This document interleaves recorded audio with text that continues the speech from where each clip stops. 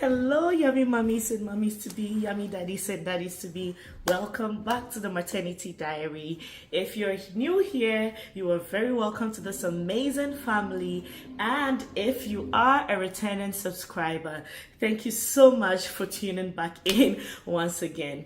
So today we're going to talk about something that a lot of parents are guilty of, and let me put this out there. This is not to blame any parent or to say that, yeah, you're responsible for doing this to your child and all of that, because most of the time, a lot of we parents do not know the implication of what we are doing, and it's something that we do sometimes during playtime because we are trying to be involved in our kids' life, and we do not realize the implications of this. So today we will be talking about this because, in this modern era, like, a lot of parents want to try to be very active in their kids' lives by doing a lot of playtime, being involved during playtime with them, the fathers especially. Like, we have risen up to occasion so we can be able to be there for our kids.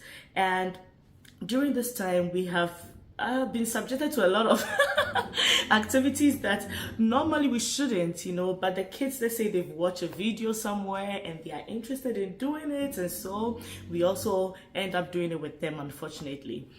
So this activity that we play with these kids, leads to something that we call the nursemaid's elbow. Yeah, I know you're wondering, what is that? Yeah, what the is that?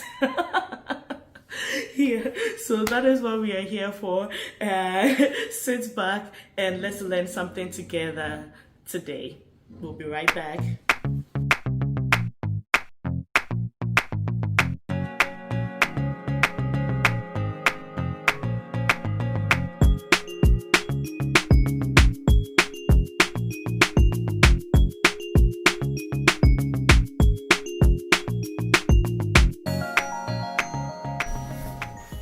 Okay, and we're back. Okay, so the nursemaid's elbow. Yeah, you would ask yourself, what is that? What at all is that? Okay, so the medical term for nursemaid's elbow is simply radial head subluxation. And yeah, I know sometimes some of these words look big. Yes, they look big, but then radial head subluxation, I think it's a little bit self-explanatory. So so a lot of times you find that a lot of parents do this activity with our kids where we flip our kids upside down, or sometimes they like, in helping your kids to walk, we end up holding like their wrist instead of like here, like right under the armpit or in the armpit. Instead of holding them there, we usually hold them by their arm when we are lifting them or when they are walking. We do this kind of activity with our kids, and unfortunately this leads to something that is really severe. And honestly, it happens for kids that are below the age of 5 years, so usually from birth till 5 years. That is why, like, when you have a baby, usually you don't just carry them by the arm, but then you hold them right from the waist over here, and yeah, you hold them from the waist over there. And a lot of times, like, their parents are like, they're trying to help their kids to walk, and I know we are so tall and the babies or the kids are so tiny, and so we can't bend a lot, so we end up like holding their arm by their wrist while they are walking like this. And this is really, really dangerous, and this is something that my husband and I have talked about many times. When even before we had kids, we'll see like some of our friends who are parents who would carry their kids that way, and we'll be like, we go home and we're like, I think that was dangerous, And like I said, it's usually happens for kids under the age of 5 because they have their ligaments being weak, immature. So their ligaments are not fully mature. Usually, if you do it for kids above the age of 5 years or 6 years, I think it's better to be safe than to add one more year. So if you do it for kids above 6 years, maybe doing the flip and stuff like that, it is absolutely fine. But if you do have a toddler or a baby that is below the age of 6 years, you need to think twice before you lift them up, or you like hold them by the wrist, rather than hold them right from the armpits or even on their waist side, lifting them up. Yeah. So, and like this is something, like I said, we have talked about many times, because we see a parent, and because of that, like, we are always very careful about the kind of people that are around our kids all the time.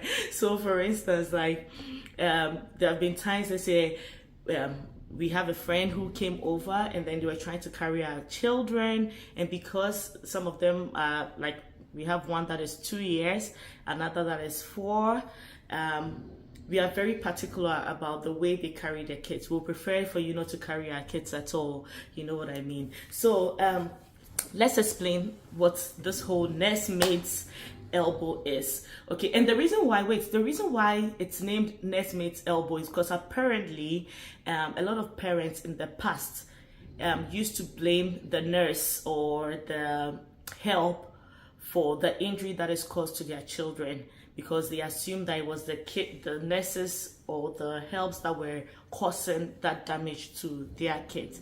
But in actual fact, a lot of times, I believe that it's the parents that do that. It's not even the nurse that does that. Yeah, and I've seen even in the past some news articles where maybe a baby was born and then he was pulled so badly that they had a dislocation, and that also happens. So let's ask ourselves, what is nursemaid's elbow? So you know the elbow is made, the elbow joint. Where's the elbow? This is the elbow. Oh God, but still, yeah. So the elbow joint is made up of 3 main bones. So that is the humerus, the ulna, and then the radius. Okay, I'll put a description here so that you can understand or picture what I'm talking about. So the humerus, the ulna, and the radius. And so a simple term for the nursemaid's elbow is called pulled elbow, basically. So it means that like the ligaments that holds these 3 bones in place actually slips, okay, and at the end of the radius, it will shift a little bit and out of the position that it's supposed to be in. And as a result, the elbow will become partially dislocated. And like I said, this is actually very rare amongst kids that are older than 6 years, because by then they have stronger bones and more mature bones. Their ligaments are more mature. So they don't tend to tear because they have developed already, so they can do all of that they want to do. And trust me, we've all been guilty of it. I have, even though I've been very conscious not to do that to my kids. I mean, I think there's been 1 or 2 times when my son saw that somebody flipped and he's like, oh mommy, I also want to flip. And in that moment, like, I didn't want him to feel like he was being left out, so I ended up doing it. And then later I was like, oh my God, Jesus, what did I do? I hope you're fine, you know. And so most of the time it's not the parents' fault, but it does happen. And it's important to realize that this is a medical condition that is very serious, and because it can lead to permanent dislocation of a child's arm, that a child will not be able to use that arm again, ever again. Okay, and they'll only have one functional arm, and you do not want that to happen to your children or be the reason why that is happening to your children. So there are a few symptoms of the nursemaid's elbow that we should take into consideration. If you've done that already for your child and you do not know, I think it would be important that you would keep these symptoms at the back of your mind, just so that, I mean, it's happened already, but then thank God maybe there isn't any injury, but then you have to watch your kids for these symptoms to know for sure if they are probably having this. So I think one of the first symptoms is that there's immediate pain. I mean, that's the very first one. There's immediate pain on the injured arm, or even sometimes even there's pain or discomfort at the wrist. Okay, that's one of the most common symptoms or the most immediate symptoms that you would find. Another symptom is that you would see that your child now begins to refuse to use that arm. So they'll use only one particular arm all the time for every single thing. At that moment, you need to realize that it's a call for alarm. Another symptom is that the child will constantly try to keep the arm straight instead of bent. It's constantly straight instead of bent. So as soon as you begin to see that, and you see that it's becoming too often, then you know that this could be a possibility. And to be honest with you, nursemaid's elbow can be very painful, and there's usually no physical bruising for you to know that this has happened over there. You wouldn't know. There's no actual bruising. There isn't even swelling for you to know. So that's why it's important. So the child can be in very severe pain and you don't even know why. Sometimes we might even go to the hospital, unless, of course, most of the time, the only way the doctors are able to know for sure that this is what your child has is when they do an x-ray. So if you have a doctor who doesn't even go ahead and then check via x-ray, you would never know that this is what your child, and it can be repaired, it can be fixed by the doctors. But guys, you have to make sure that you mention it to your doctor, that you mention the possibility of that, because sometimes they might think, oh, maybe their arm just hit something or their wrist hit something, and that is why they are in discomfort. And if you know kids, a lot of kids, sometimes under the age of 6 years, they are not very expressive, or they cannot tell you exactly what is wrong. Maybe they'll just show that their arm is hurting, or they'll say it hurts, and that is it. It doesn't go beyond that. So it's important that we, as parents, we take notice of some of these symptoms. Okay, so guys, I hope today you learned something new from this video. Please, let's stop holding our kids by the wrist and then helping them to walk, whether they are toddlers, they are babies, or lifting your babies by the wrist, or lifting them up, please, letting them swing and all of that. If they are above the age of 6, that is absolutely fine. But once your kids are below the age of 6, there's plenty of time for them to do more swinging, more flipping with you holding them by the wrist. But until they reach that age of 6 years, please guys, let's desist from holding our kids in that way. So thank you so much for watching. I hope you enjoyed this video. I hope you learned something new from this video. If you did, please I want to see your comments. Thank you so much. And please do share this video and like this video. Thank you so much.